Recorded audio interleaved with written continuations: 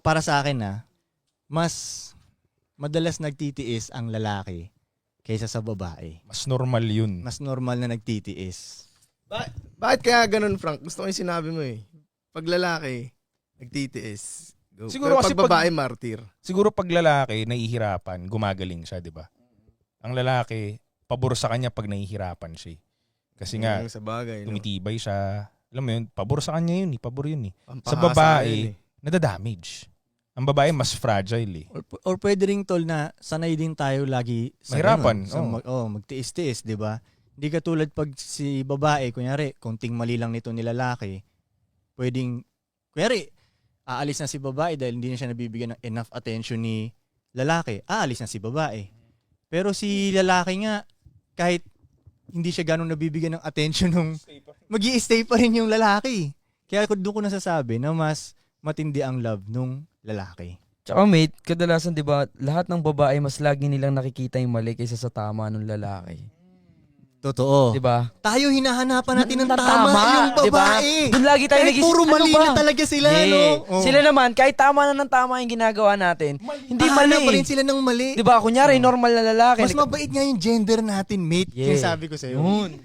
Totoo, mas mabait talaga tayo. Isipin mo, pag aalis pa lang, di ba? Tangina, 3 hours na naghahanda tong babae ko Pupunta lang naman kami ng SM. Di ba? Pero hintayin mo ngayon, di ba? Tsagain mo. Oo. Sige. Ako para sa akin, let's say sige, payagan natin na ang lalaki mas intense magmahal, pero kakaunti lang yung lalaking intense magmahal. Mas marami pa rin yung babaeng nag-i-stay, nagmamahal ng totoo compare sa kasi play safe na talaga mga lalaki ngayon para sa akin. Kasi nga, play safe talaga kami sa inyo. Tinan mo, narinig namin na kayo yung nakikipaghiwalay lagi.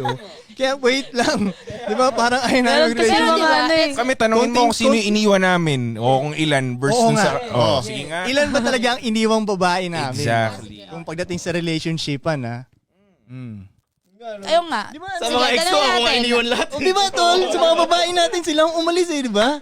Oh. Gusto mo lang naman magdagdag, ayaw mang iwan eh. Yo, Agree isa tayo pa. dyan kasi may mga lalaki rin na na inaantay na lang nila na umalis yung babae eh. May mga ganun moment nila. Oh, kita mo yun, kano kabait pa rin yung lalaki. Oh, parang hindi lang siya siya na lang. Oh, ganun. Ang bait pa rin, ang bait talaga namin, promise. Mabait kaming mga lalaki, Hindi po kasi promise. lahat kagaya nyo eh.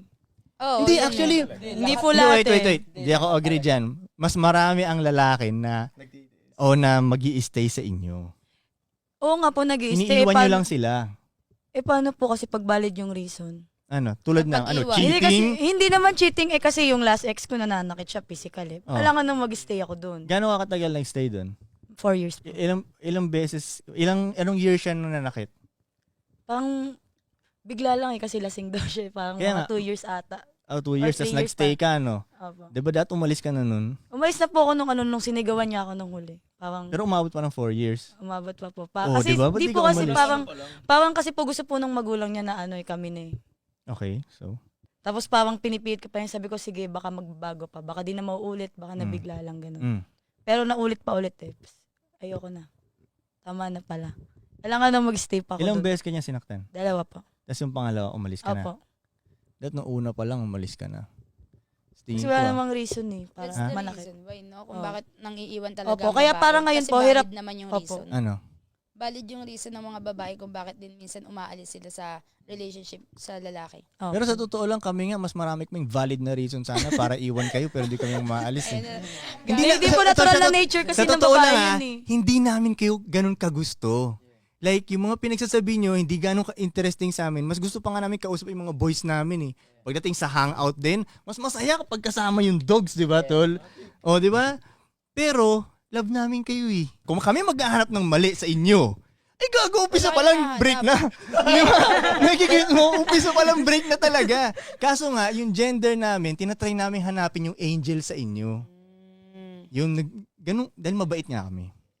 Tsaka laging tama yung babae, no? Ano? Laging tama yung Tinatry babae. na nga lang namin paniwalain sarili namin eh. Hindi, pare. Mabait to siya. Okay siya. Di ba? Oh.